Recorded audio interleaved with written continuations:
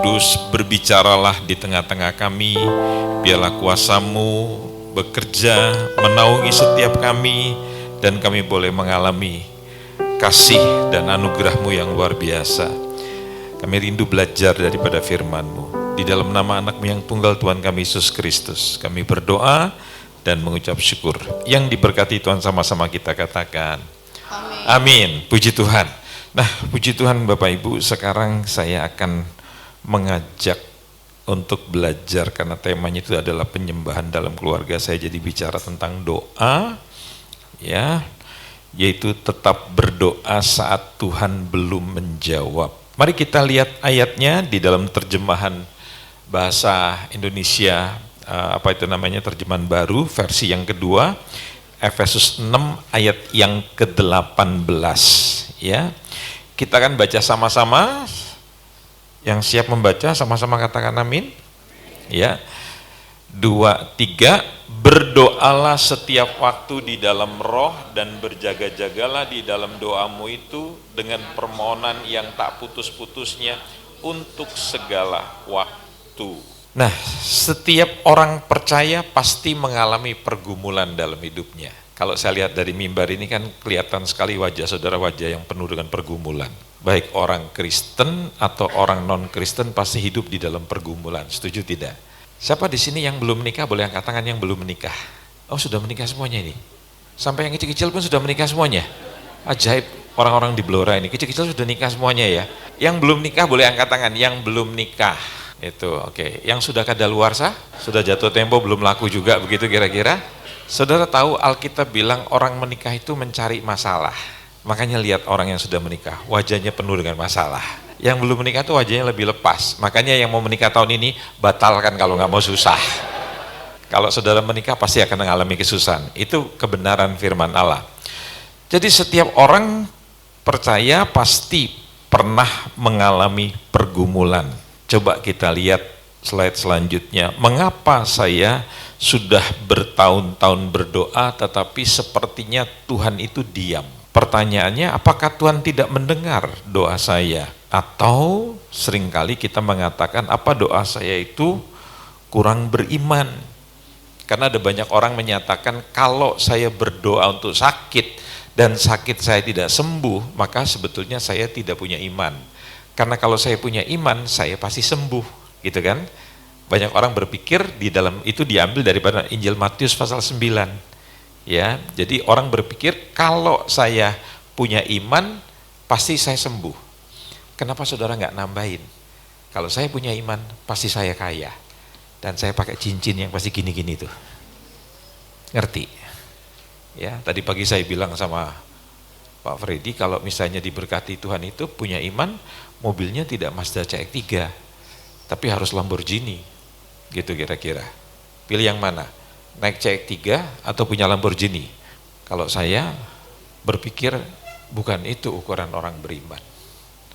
Orang beriman itu bukan soal sakit harus sembuh, saya harus kaya. Gitu. Karena kalau saudara memegang teologi word of faith, kata-kata iman, maka saudara akan diajarkan oleh teologi itu, kepercayaan seperti itu. Bahwa kamu tidak boleh mengatakan bahwa kamu orang miskin. Saya adalah orang yang diberkati Tuhan. Makanya sering nyanyi lagu itu.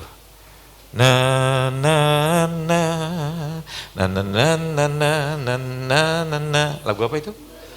Doanya Yabes. Orang rock suka nyanyi lagu itu ya. Orang Kristen yang benar nggak suka nyanyi lagu itu. Kenapa? Karena itu tidak mengandung perintahnya Tuhan. Tuhan tidak pernah memerintahkan kita jadi kaya. Walaupun Tuhan tidak anti kekayaan. Buktinya Nuh bisa kaya, Ayub bisa kaya. Yusuf orang Arimatea itu kaya, makanya dia bisa pinjamkan kuburan sama Yesus. Nggak tahu Yesus bangkit kan, jadi kuburannya nggak jadi dipakai, bisa dijual lagi, kan cuan itu saudara. Kan nggak pernah mikir sampai situ kan. Nah, makanya orang tuh kalau memberi sama Tuhan itu akan terima. Ya, apa saya bilang? Bukan motivasi, konsekuensi begitu. Anda berbuat baik, Anda ramah pada orang. Konsekuensi apa? Orang kan berlaku ramah pada saudara. Ya. Jangan jadi politik transaksi begitu. Kalau Anda memberi, Anda akan terima berlipat kali ganda. Itu transaksi. Ya, kekristenan nggak boleh begitu. Memberi itu karena kita mencintai Tuhan, bukan untuk mendapatkan pengembalian. Bisa membedakan, saudara? Ya. Atau pertanyaan selanjutnya, apakah saya sedang dihukum Tuhan? Kok doa saya nggak dijawab? Saya sakit nggak sembuh-sembuh, gitu kira-kira. Tadi saya dengar kesaksian daripada Mas Budi yang jemput saya tadi, bapaknya sudah meninggal beberapa tahun yang lalu karena kanker pankreas. Itu salah satu pembunuh terbesar di dunia. Kenapa? Karena saya pernah mengalami masalah pankreas dan kemudian saya dioperasi di India pada waktu itu dengan rekomendasi daripada presiden gastronya dunia, dengan berkonsultasi dengan beberapa presiden gastro dunia dari Indonesia, Singapura, dari Jerman, dari Belanda, dari India. Akhirnya saya diputuskan diobati di sana, dan saya bisa merasakan bagaimana orang sakit pankreas itu setengah mati, saudara. Ya, dan kalau kadang-kala kita melihat seperti begitu, lantas kita berpikir, kenapa dia mati? Ya itu karena dia dihukum Tuhan, karena dia tidak punya iman. Nah itu, kita tuh seringkali menghakimi orang yang seperti begitu. Kalau saya bilang itu, kalau orang ada tanya sama saya kemarin, Pak, kenapa ya suami saya kok meninggalnya cepat? Saya jawab pakai bahasa Inggris, wes wayai. Nangkap maksud saya, saudara? Sudah waktunya. Ya, hidup itu di dalam kedaulatannya Tuhan. Kan orang Kristen suka bilang gitu, mati hidupnya saya itu di mulut saya. Ayatnya nggak salah, penafsirannya salah. Ya itu penafsirannya sakarepe dhewe, saudara. Makanya saudara susah. Kita lihat yuk, tokoh-tokoh besar Alkitab pun pernah mengalami. Kalau saudara kan bukan orang besar, perutnya besar, badannya besar. Tapi ini orang yang dikatakan besar menurut Alkitab. Yang pertama namanya adalah Abraham. Dia doa 25 tahun baru dijawab sama Tuhan untuk memperoleh Ishak, dan puji Tuhan sekarang Ishak malam sore ini bisa main keyboard ya, begitu kira-kira, saudara ya. Anda bisa bayangkan berdoa buat anak itu 25 tahun baru didengar, baru dijawab sama Tuhan. Saya punya staf pendeta, saudara, usianya 24 tahun, perempuan, waktu menikah. Saudara tahu, punya anak itu pada usia 46 tahun, perempuan loh. Jadi hamil itu pada usia 46 tahun.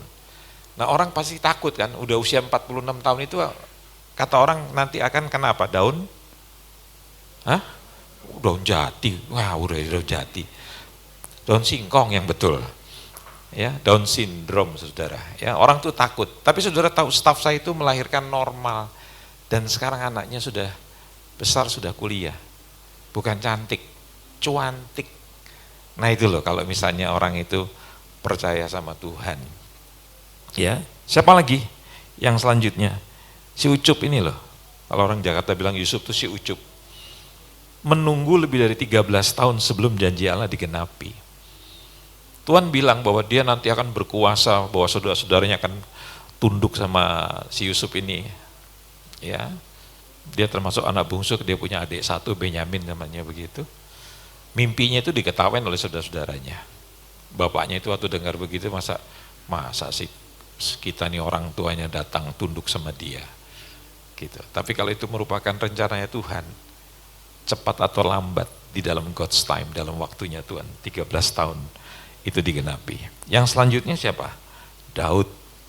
Menunggu 15 tahun sejak diurapi menjadi raja. Tidak serta-merta begitu dia diurapi menjadi raja, lantas tampuk kekuasaannya pada dia.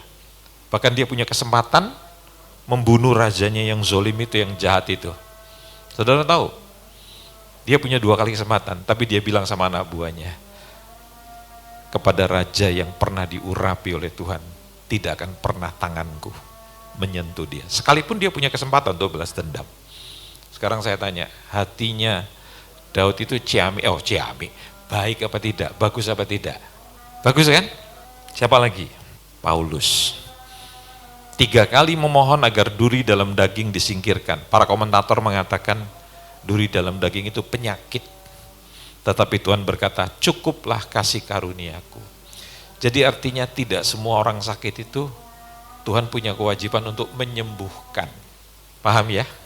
Kan kita itu kalau doa, pendoa itu kalau mendoakan orang juga gayanya aja luar biasa. sampai tangannya gini-gini.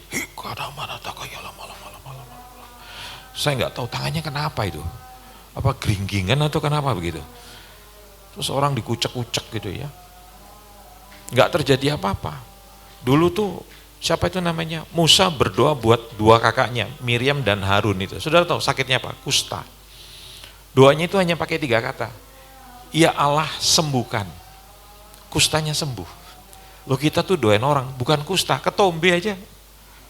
Nggak sembuh-sembuh, malah rambutnya rontok gitu. Ya, itu loh orang Kristen.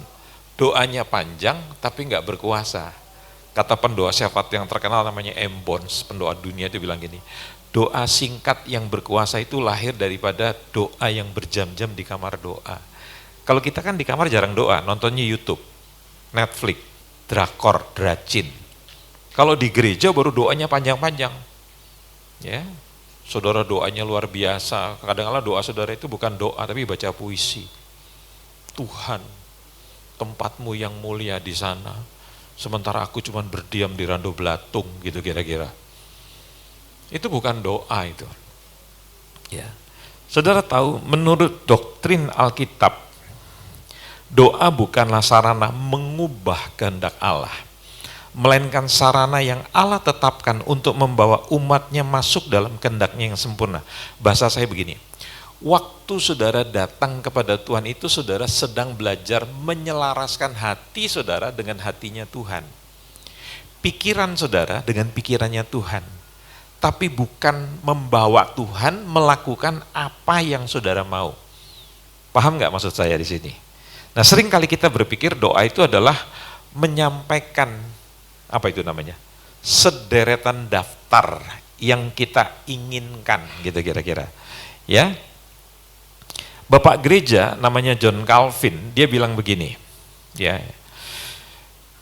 Saya terjemahkan saja. Orang percaya tidak berdoa katanya untuk memberitahukan sesuatu kepada Allah. Jadi orang Kristen itu bukan berdoa memberitahukan kepada Allah, tetapi untuk, perhatikan huruf yang dipertebal, membangun dirinya sendiri agar mencari Allah. Jadi orang berdoa itu sebetulnya dia sedang menyediakan waktu untuk bertemu dengan Tuhan. Itu yang terpenting saudara.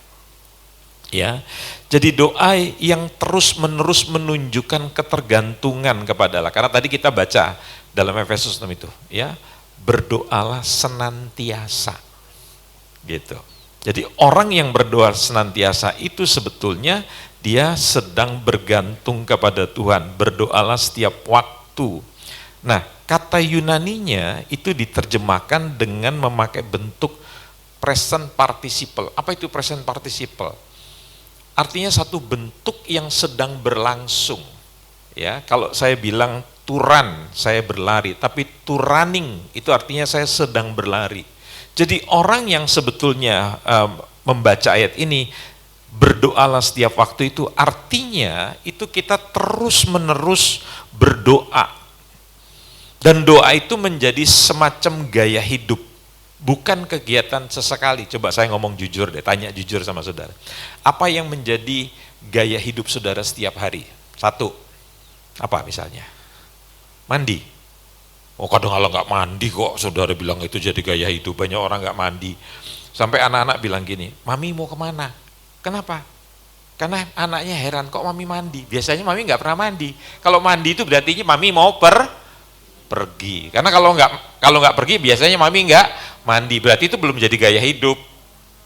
Apa yang menjadi gaya hidup kita?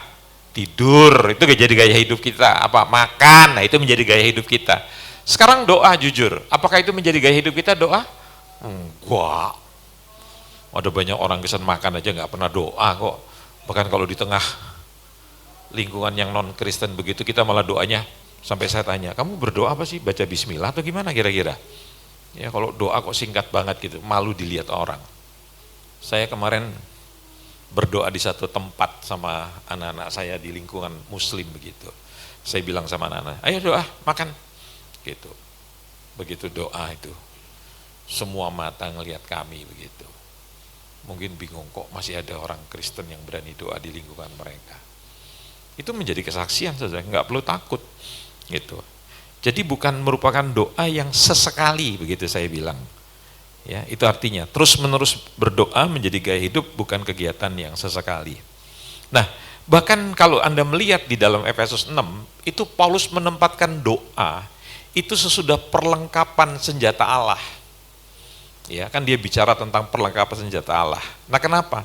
Karena seluruh perlengkapan senjata rohani itu akan menjadi sia-sia tanpa saudara berdoa, tanpa saudara punya ketergantungan dengan Tuhan. Saudara boleh punya senjata-senjata yang canggih dalam kehidupan ini. Tapi kalau saudara hidup tidak bergantung pada Tuhan, saudara tidak punya waktu dengan Tuhan, maka semua akan menjadi sia-sia. Seorang pengajar Alkitab yang terkenal di Amerika yang bukunya sangat banyak, ya, Anda bisa beli. Kalau Anda pergi ke toko buku rohani, Anda akan bisa cari yang namanya buku John Stott. Dia bilang begini, doa adalah suasana di mana seluruh perlengkapan senjata rohani harus dikenakan. Jadi doa bukan senjata ketujuh. Doa adalah udara yang membuat semua perlengkapan rohani bekerja. Jadi waktu saudara berdoa, saudara sedang menciptakan, apa itu bahasa Indonesia? Sedang menciptakan sebuah atmosfer. Sebuah, apa itu? Suasana begitu. Saya tadi agak kaget Pak Freddy. Jadi pada waktu saya tadi sedang belajar di kamar, pada saat waktu siang tadi habis pulang makan tadi sama Pak Fengki tadi itu. Saya kaget kok kamar saya tiba-tiba dipenuhi dengan asap rokok. Ya. Lantas saya periksa apakah kamar saya ini bocor gitu, kok bisa masuk asap rokok. Begitu saya buka pintu kamar, ternyata di depan saya itu, di kamar saya itu, di lobi itu orang-orang pada merokok, jadi asapnya itu bisa masuk ke bawah begitu. Jadi kamar yang tadinya steril, yang bersih, yang tidak, karena itu kan kamar tidak boleh merokok, no smoking. Tapi yang dari luar bisa masuk. Jadi kamar yang bersih itu tiba-tiba dimasuki sebuah atmosfer rokok. Bisa ngerti ya? Nah ini dia maksudnya. Jadi doa itu menciptakan sebuah atmosfer di mana Anda akan merasa termotivasi dekat dengan Tuhan begitu. Jadi kuasa Tuhan Anda bisa rasakan. Yuk kita lihat apa tuh namanya aplikasinya. Jadi ketika jawaban belum datang, Allah sedang mengajar kita bahwa dialah yang kita butuhkan lebih daripada jawaban itu sendiri. Kalau bahasa saya, kalau saya coba parafrase begini, saya coba ubah dalam kalimat yang dimengerti gitu lah. Kita itu lebih tertarik kepada pemberiannya Tuhan ketimbang si pemberinya. Betul nggak? Banyak nggak orang Kristen seperti begitu? Kita nih orang tua, kalau pulang dari luar kota, begitu sampai di rumah, ngelihat anak-anak itu seneng nggak? Seneng, pengen peluk, pengen cium mereka, ngajak ngobrol mereka. Tapi anak-anak gimana kalau lihat kita? Yang baru pulang dari luar kota, dari tempat yang jauh. Apa yang anak-anak tanya? Mana oleh-olehnya papa? Mana oleh-olehnya mama? Begitu dikasih sama oleh-oleh, dia lebih tertarik sama orang tuanya atau lebih tertarik sama oleh-olehnya? Hah? Kalau saudara, gitu apa enggak? Apa cuman saya saja? Kita lebih tertarik pada pemberiannya Tuhan ketimbang pribadi si pemberinya, betul enggak? Kita ini masih kanak-kanak rohani.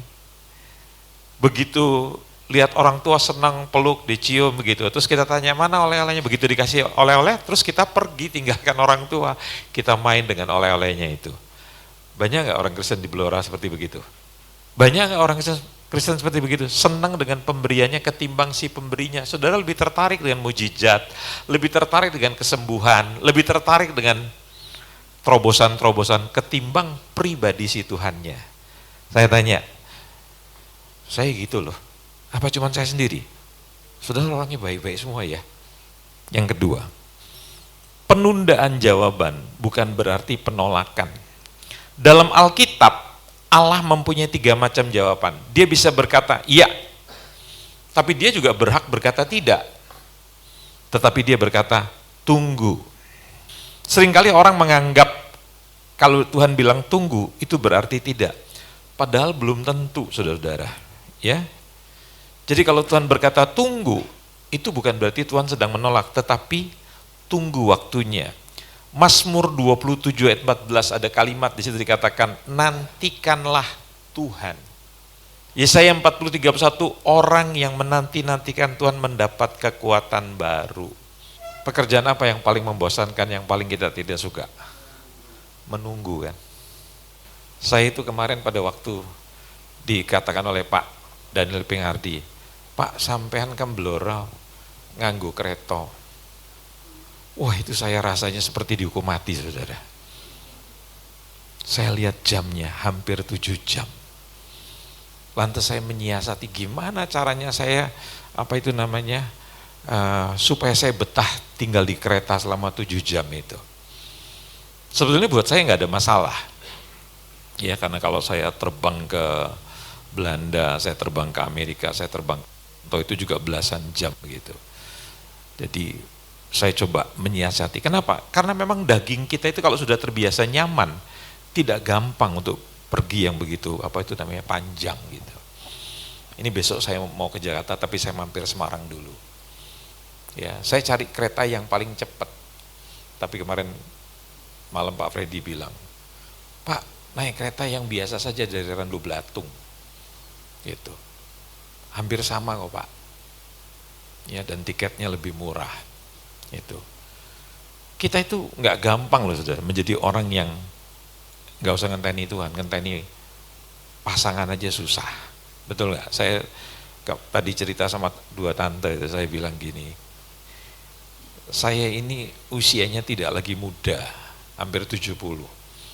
Ya, dulu punya istri cuma beda beberapa tahun gitu. Ini kita sudah sama umur gitu, tapi nanti kalau misalnya misalnya dia bilang, saya mau belanja dulu Pak, nunggu gitu. Saya tuh nunggu sama bapak-bapak yang lain. Itu yang nunggu itu orang-orang tua semua. Istrinya itu paut beda beberapa tahun aja, tapi yang namanya perempuan itu kalau belanja walaupun sudah tua, itu katanya beli 1 kaleng susu, itu bisa sampai, yang ketawa itu mengaminkan ya, 1 jam lebih begitu. Ya, sampai yang tua-tua tuh begini, nungguin istrinya belanja. Itu ujian kesetiaan, luar biasa. Nah, makanya saya suka bilang, kita tuh yang tua-tua kalau sudah ditinggal mati oleh pasangan, oleh istri, jangan menikah dengan istri yang muda. Cari istri yang kira-kira usianya nggak beda jauh. Sebab yang tua aja sudah bikin susah begitu. Apalagi kalau menikah, saya umurnya hampir 70 terus menikah sama gadis usia 25, 30, 35 gitu. Memang masih muda, tapi jadinya apa? Sengsara. Yang usia setingkat aja 60 bisa bikin kita mati berdiri, kalau yang itu betul-betul mati tidur nanti saudara. Ya. Nah, Charles Spurgeon itu seorang hamba Tuhan di abad ke-19. Dia seorang pengkhotbah yang luar biasa. Dia bilang gini, jawaban yang tertunda bukan berarti jawaban yang ditolak. Ya. Penundaan bukan penolakan. Allah sedang bekerja di balik layar. Siapa yang pernah nonton ketoprak zaman dulu? Di Blora tuh ngerti ya, ketoprak itu ngerti ya. Saudara kalau nonton ketoprak model zaman dulu, misalnya tuh ada satu suasana gitu, orang lagi main gitu, ngobrol-ngobrol, tiba-tiba terus ganti, layarnya kan tertutup. Saudara tahu nggak, di balik layar tertutup itu, di dalamnya itu sedang bekerja. Ngapain? Ngerubah background, latar belakang, ngerubah suasana, pemainnya mungkin ganti kostum. Tiba-tiba begitu terbuka lagi, loh kok sudah kelihatan disambung. Gitu ya. Lo tadi masih di Blora kok sekarang sudah di kampung begitu. Suasananya kok beda kayak di hutan jati begitu kira-kira. Gitu. Jadi di tengah layar yang tertutup itu bukan berarti semua diem, tapi sedang bekerja. Sama di dalam penundaan itu bukan berarti Tuhan nggak melakukan sesuatu, tapi Dia sedang menyiapkan sesuatu buat kita. Sampai di sini saudara paham apa tidak? Ya, contohnya ini, orang nanam padi, ya, dia nggak marah. Waktu benihnya itu belum tumbuh 2 hari, bahkan 3 hari pun belum tumbuh. Kenapa? Dia itu tahu akar sedang bekerja di bawah tanah. Demikian orang berdoa, seringkali akar iman sedang bertumbuh sebelum buah itu terlihat. Siapa yang pernah dengar tentang bambu? Apa itu? Bambu Jepang atau bambu kok saya jadi lupa jenis pohonnya itu. Pokoknya bambu dari negara tirai bambu itulah. Ya. Saudara tahu, itu bambu itu kalau ditanam benihnya, itu tidak seperti bambu yang lain dalam waktu beberapa minggu, beberapa bulan dia tumbuh. Itu sampai 1 tahun, 2 tahun bambunya itu nggak keluar-keluar.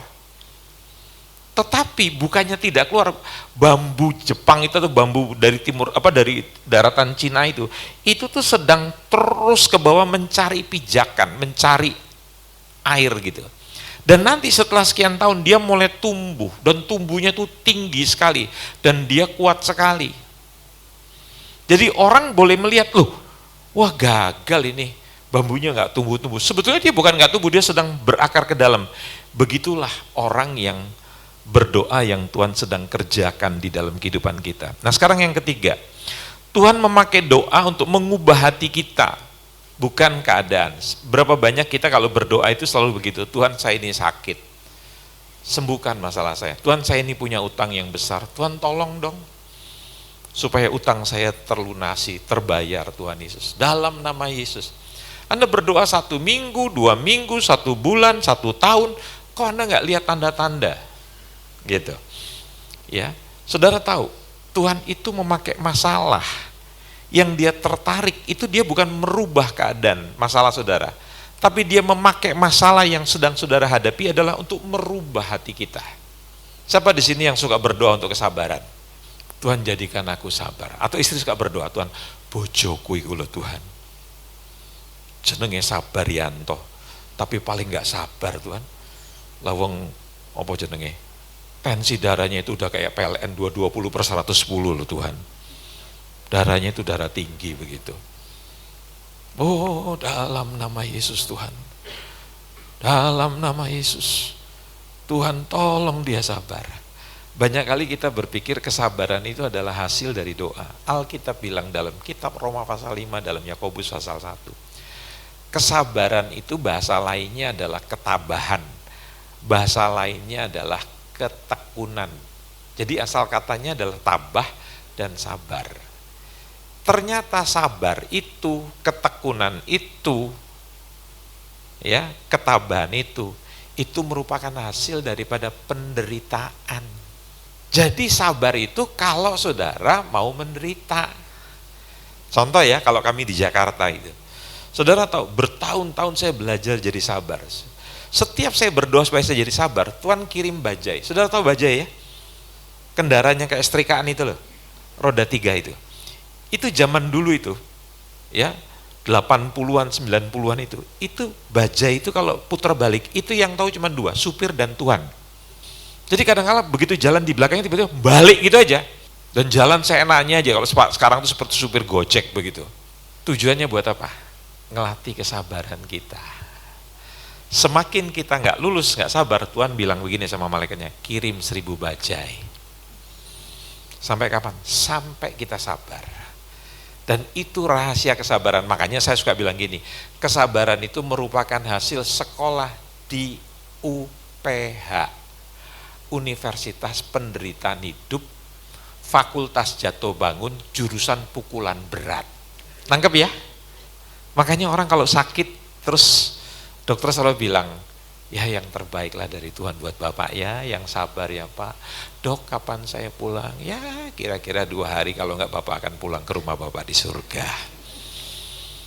Saudara nggak bisa buat apa-apa. Orang semua masih ada, apa itu yang buat di hidung itu? Apa Pak? Sonde. Saudara masih pakai infus, masih pakai yang lainnya begitu. Dok ini kapan? Ya sabar Pak. Kan dokter selalu bilang gitu ya, sabar Pak. Itu latihan kesabaran tuh di situ. Jadi sekarang saya tanya jujur, sakit itu bagus nggak? Jujur, sakit itu bagus nggak? Saudara bilang nggak bagus, tapi itu caranya Tuhan. Di mana ayatnya? Mazmur 119 ayat 71. Dia bilang gini, tertindas itu baik supaya aku boleh belajar ketetapan-ketetapanmu. Bilang pada sebelahnya, ternyata sakit itu baik. Begitu sakit saudara berubah nggak? Ada teman saya di Solo begitu, gulanya itu sudah 400 Pak, tapi dia berani makan durian. Dan setiap makan durian Petro itu dia selalu doa, Tuhan kuduskanlah durian ini Tuhan Yesus. Coba saya tanya, itu mencobai Tuhan nggak? Itu sama seperti Superman lompat dari lantai 10 terus berdoa, Tuhan selamatkan aku. Dia kan bukan Superman, dia Superman. Paham ya maksud saya ya? Akhirnya teman saya apa? Mati. Sebelum mati stroke dulu. Kenapa? Karena gulanya tinggi. Ingat ya, gula tinggi itu bisa membuat orang menjadi lumpuh.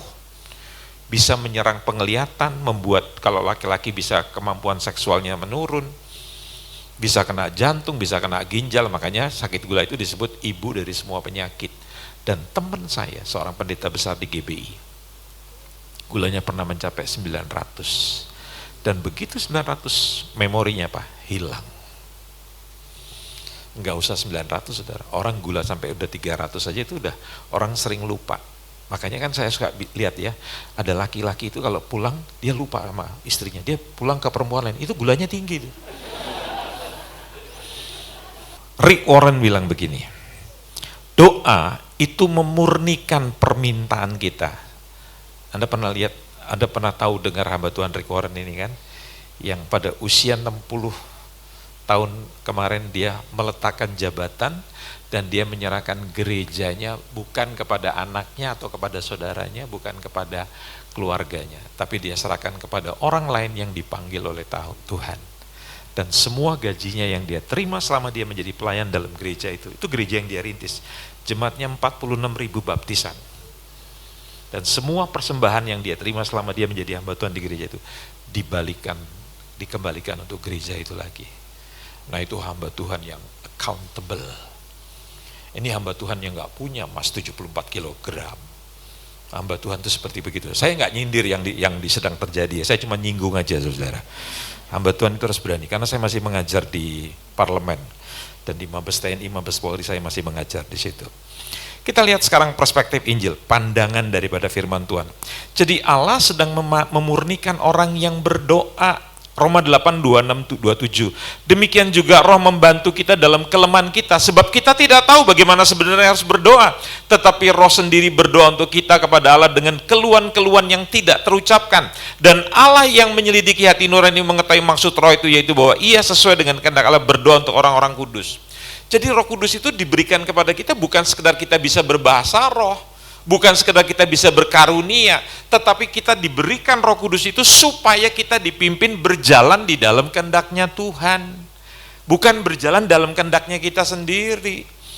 Saudara tahu dalam Galatia 5, nanti kalau saudara periksa, itu perikop yang lucu. Ada orang sudah penuh Roh Kudus, tapi dia bilang hendaklah hidupmu dipimpin Roh Kudus. Karena ada banyak orang penuh Roh Kudus, hidupnya tidak dipimpin Roh Kudus. Bahasa saya ya, kalau orang tidak dipimpin sama Roh Kudus, berarti dia dipimpin sama dirinya sendiri kan? Bahasanya Alkitab dipimpin sama daging. Makanya kita lihat dalam Galatia 5 itu, ada orang yang penuh Roh Kudus tapi tidak mau dipimpin sama Roh Kudus. Akhirnya apa? Buahnya buah daging, percederaan, pertengkaran, percabulan. Loh, saya itu pernah mendengar sebuah kesaksian dari seorang pemimpin gereja. Dia bilang gini, Pak Andreas tahu nggak? Pemimpin pujian itu selalu dikatakan oleh jemaat di tempat saya. Gerejanya itu kurang lebih Pak Freddy 4.000-an jemaatnya. Tapi dia kalau mimpin pujian, itu jemaatnya bilang gini, itu pemimpin pujiannya luar biasa, Pak. Dia bisa menarik turun hadirat Tuhan. Tapi gembala ini cerita, Pak Andes tahu, belum lama ini dia ketahuan. Pemimpin pujian ini perempuan, istri dari seorang suami. Dia berselingkuh dengan pemain drum yang merupakan suami dari seorang istri. Dan hubungannya itu, dalam hubungan gelap itu sudah berjalan selama 4 tahun. Jadi kalau orang merasa bisa bersembunyi di dalam dosa dan tidak ketahuan, di teater itu, di bioskop itu kan, Anda suka lihat itu. Segera. Orang kalau berbuat dosa, tunggu saja tanggal mainnya, pasti tayang. Kalau nggak mau ketahuan, rahasianya gampang, jangan berbuat. Setuju nggak? Ya. Jadi yang paling penting apa? Karunia atau buah? Karunia atau buah? Buah. Nggak ada gunanya, saudara. Khotbah bagus, pelayanan bagus, tapi saudara tidak pernah mengalami perubahan. Ya. Jadi bahkan Roh Kudus sendiri menolong doa kita. Artinya kadang kita sendiri belum tahu apa yang seharusnya kita minta, tapi Roh Kudus itu memimpin. Makanya Bapak Gereja yang namanya John Calvin, dia berkata begini, Tuhan seringkali menunda agar dia dapat menguji kesabaran kita. Allah sering menunda untuk melatih kesabaran kita. Jadi kadang-kala kalau doa kita tidak dijawab, tujuan Tuhan itu jelas, supaya kita menjadi seorang yang sabar. Bukan hanya namanya Sabarianto. Nah ini ilustrasinya. Seorang ayah tidak memberikan mobil kepada anaknya yang berusia 10 tahun. Bukan karena dia tidak mengasihi. Bukan karena dia tidak mampu. Tapi karena dia tahu anaknya itu belum siap. Jadi kasih yang dewasa sering berkata, belum sekarang nak. Setuju nggak? Umurnya masih 10 tahun dia minta, "Pak, aku minta uang 10 juta. Buat apa? Bakso, Pak. Walaupun orang tuanya mampu, dikasih nggak? Bapaknya kan bilang, nanti nyo, kalau kamu sudah dewasa, jangankan 10 juta, papa akan kasih 100 juta untuk modal kamu bangun usaha. Tapi sekarang belum dulu, gitu kira-kira. Jadi penundaan doa yang keempat, menguji apakah kita mengasihi pemberi lebih daripada pemberiannya. Jadi inti yang seringkali terlupakan, apakah kita mencari Tuhan atau kita mencari jawaban? Ayo jujur. Kita cari Tuhan apa cari jawaban? 10 orang kusta disembuhkan, yang kembali berapa? 1. Tuhan tanya nggak, yang 9 kemana? Karena dia pikir tujuannya sudah tercapai. Loh, saya sudah sembuh kok, saya nggak butuh Tuhan. Yang saya butuhkan apa? Kesembuhan. Ya, Ayub contohnya, semua hilang, tetapi dia berkata, Jehovah Natan, Tuhan yang memberi, Jehovah Lakah, Tuhan yang mengambil, Baruk Elohim, terpujilah nama Tuhan. Itu statementnya, pernyataannya Ayub. Ya, bagi Ayub bukan berkat yang menjadi pusat hidup Ayub, melainkan apa? Allah sendiri. Makanya Jonathan Edward, seorang hamba Tuhan, dia berkata begini, kenikmatan akan Tuhan adalah satu-satunya kebahagiaan yang dapat memuaskan jiwa kita. Kepuasan jiwa saudara bukan karena doa saudara dijawab. Daud pernah bilang begini, semua boleh kau ambil daripadaku, asal jangan pernah engkau meninggalkan aku. Saudara tahu Musa, waktu itu Tuhan bilang gini sama Musa, Musa, karena bangsa ini tegar tengkuk, bangsa ini jahat, akan kuberikan yang mereka mau, tapi aku nggak mau menyertai kalian. Kalian akan masuk ke negeri yang kujanjikan, masuk, aku akan memberkati kalian. Kalian masuk ke negeri perjanjian, tetapi aku nggak mau, aku menemani kalian. Musa bilang apa? Saya tidak akan kemana-mana. Enggak ada gunanya saya masuk ke negeri itu, tapi Tuhan tidak ada beserta dengan saya. Dan enggak ada gunanya. Billy Graham bilang begini, kalau Anda kehilangan segala sesuatu, tetapi selama Anda masih memiliki Yesus, sebetulnya Anda enggak pernah kehilangan apa-apa. Tetapi kalau Anda memiliki segala satu, Anda kehilangan Yesus, sebetulnya Anda kehilangan semuanya. Masih ingat lagu anak sekolah minggu? Dulu waktu pertama kali saya jadi orang Kristen tahun 79 dari seorang muslim. Ya, saya besar di pesantren dari umur 8 tahun. Saya nggak pernah lupa itu lagu sekolah minggu. Yang kalimatnya begini. Ya, semua boleh kau ambil daripadaku, asal jangan Yesus. Kalau kita kan nggak apa-apa, Yesus nggak besertaku nggak apa-apa, yang penting aku punya segala-galanya. Bahkan pendeta zaman sekarang begitu, kamu nggak kebaktian nggak apa-apa, yang penting perpuluhan tetap kamu kirim. Ini pendeta yang cerdik seperti ular, tulus seperti kampret.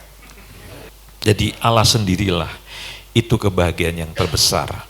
Mari kita lihat aplikasinya. Jika doa kita berhenti ketika jawaban belum datang, mungkin selama ini yang kita cari adalah hadiah, bukannya Bapak. Buat apa saya doa? Saya nggak dapat apa kok yang saya minta. Berarti saudara cuma kejar hadiah. Saudara bukan kejar pribadinya Tuhan. Dan yang kelima, Allah menjawab menurut hikmatnya, bukan menurut jadwal kita. Efesus 3:20 berkata apa, saudara? Allah sanggup melakukan lebih banyak daripada apa yang kita, sebetulnya kalimatnya, yang kita doakan dan pikirkan.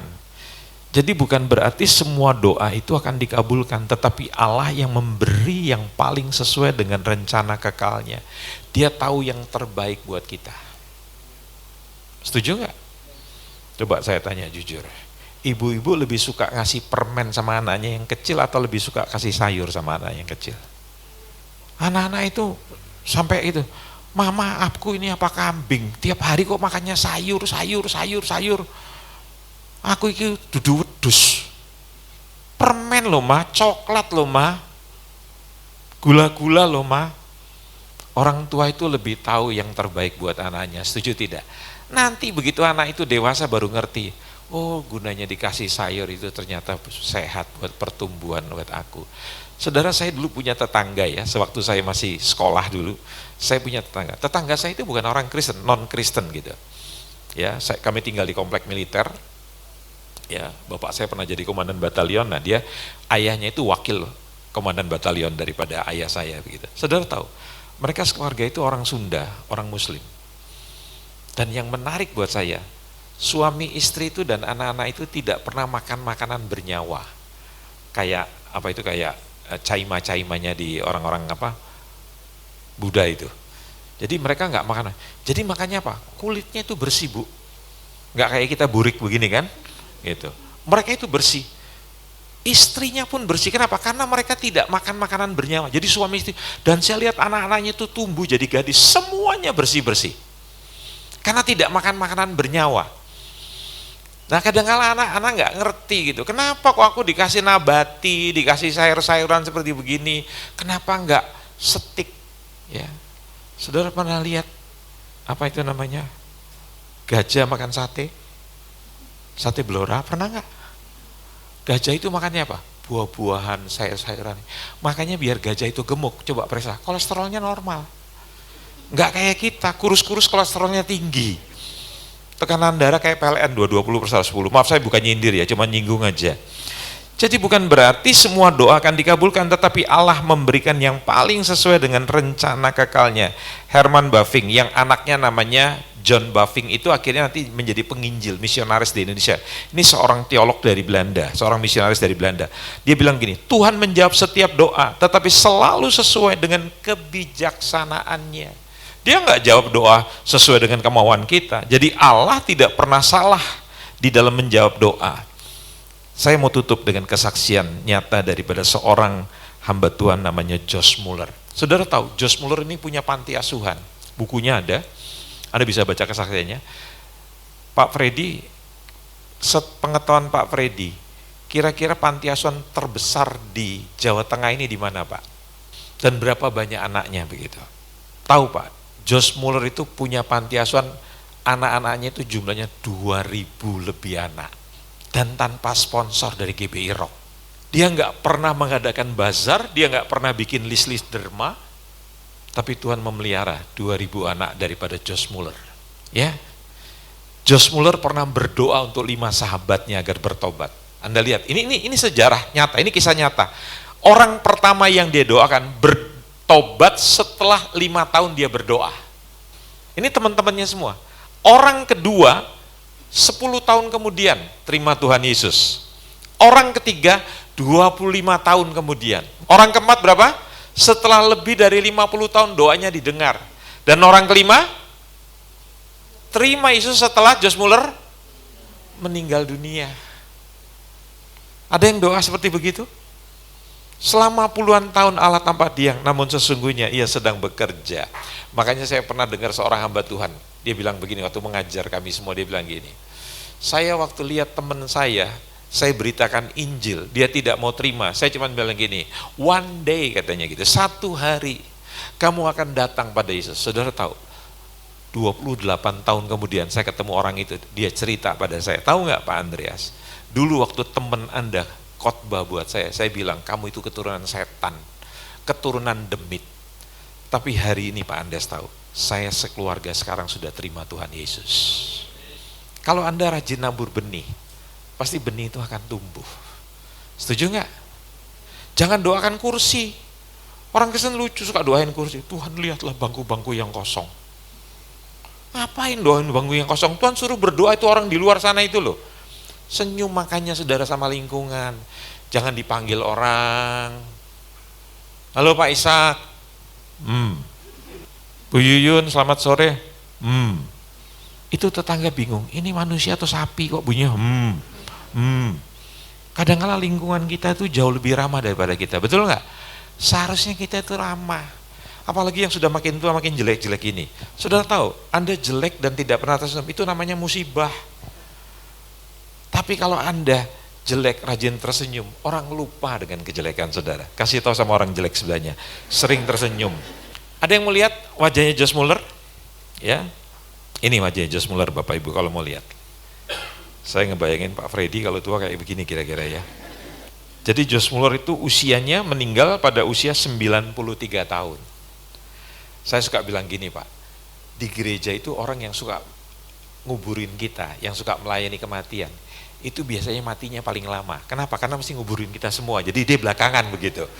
Makanya suka melayani penguburan tuh jangan main-main, tuh matinya paling lama saudara. Kalau malas ikut penguburan, mati cepet dia kira-kira gitu ya. Nah ini kesaksian Monica dan Agustinus. Monica itu menangisi anaknya yang namanya Santo Agustinus dari Hippo yang tadi pagi saya ceritakan itu. Ibunya itu nangisi anaknya hampir 20 tahun. Kenapa? Anaknya itu hidup dalam dosa. Dan dia punya kepercayaan filsafat yang sesat. Tetapi Tuhan akhirnya menyelamatkan Agustinus. Kemudian dia menjadi salah seorang teolog besar sepanjang sejarah gereja. Tidak ada air mata Monica, mamanya yang sia-sia.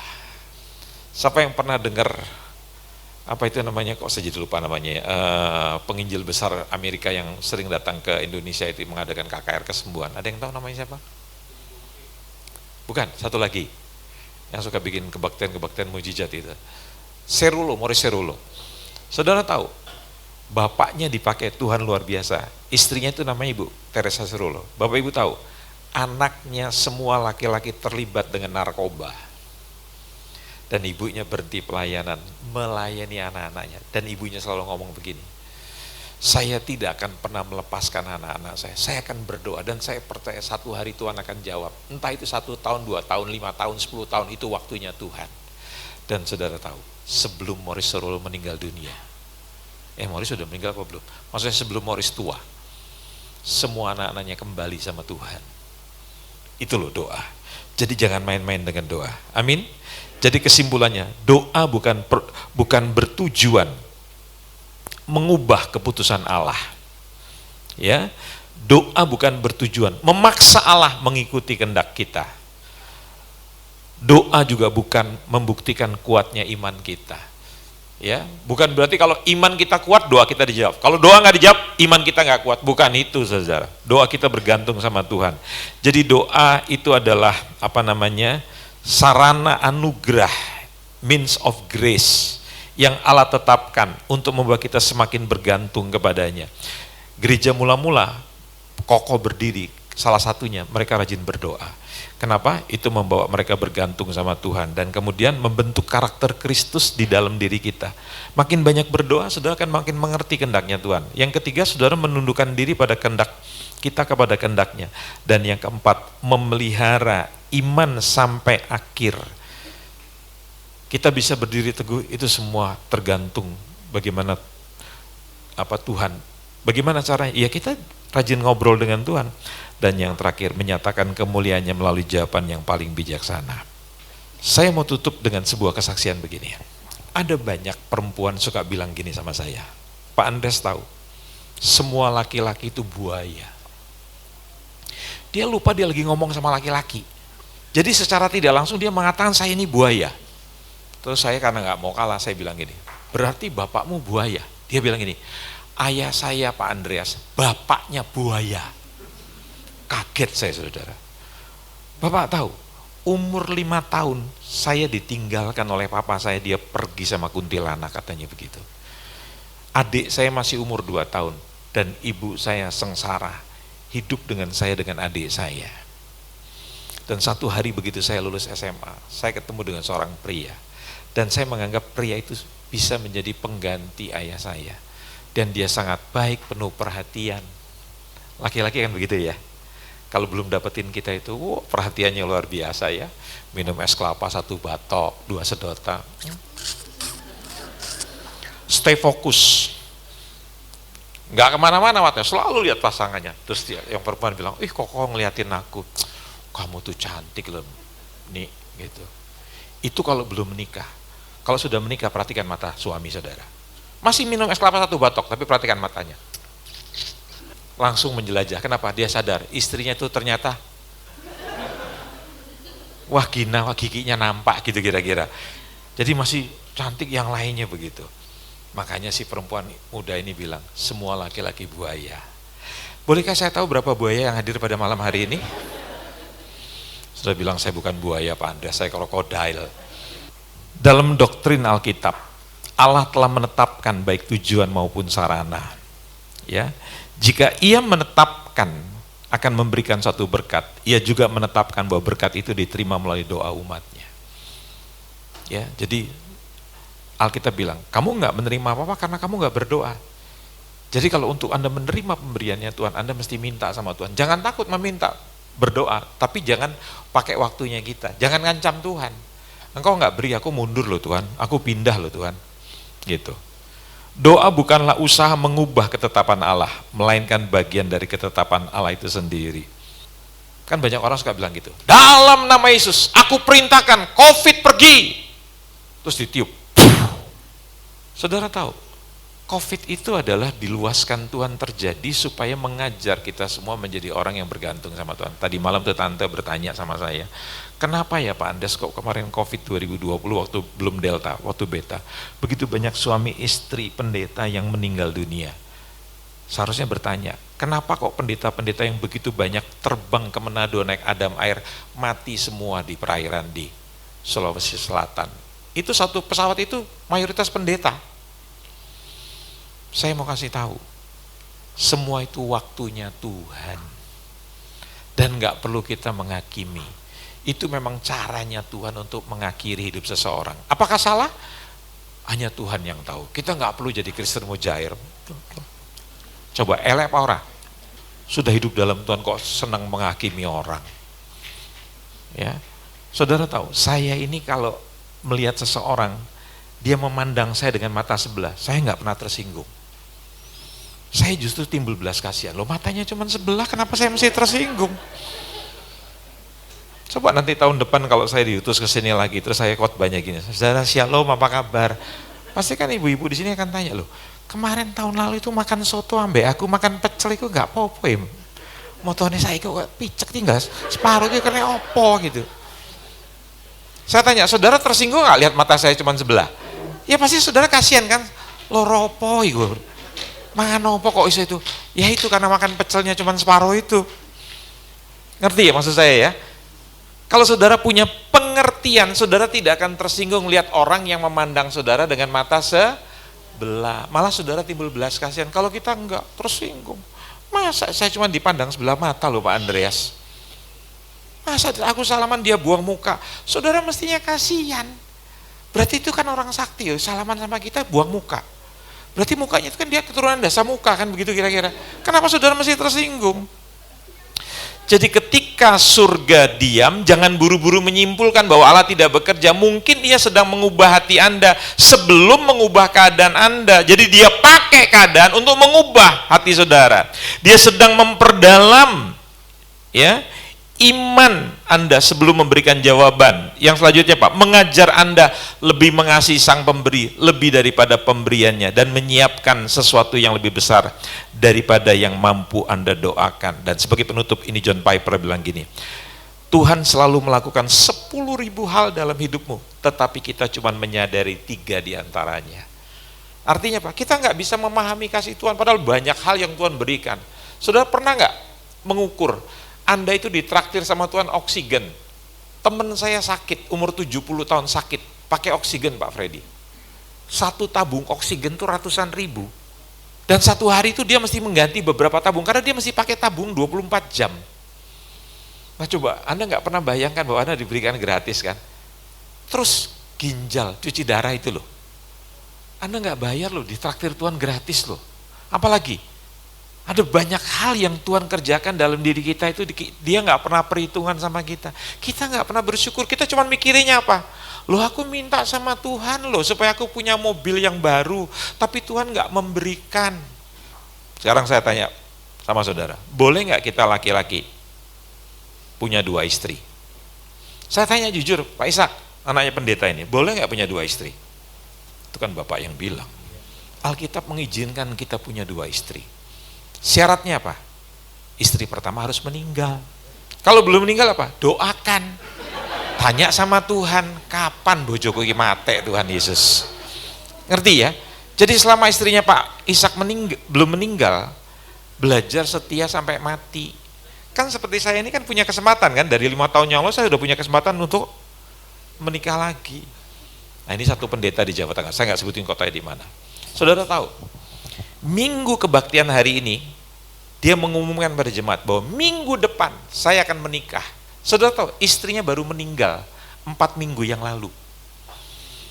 Jemaatnya, majelisnya ngamuk, telepon saya, Pak Andreas, gimana ini pendetaku Pak?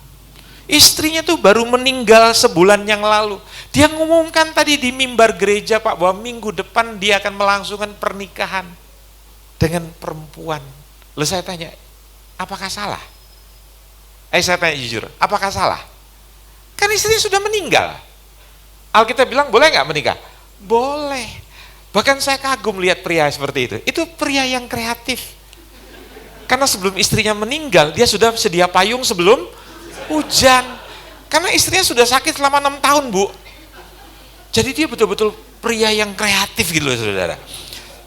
Terus majelisnya ini nggak bisa terima. Itu ngomongnya itu sambil keroyokan begitu.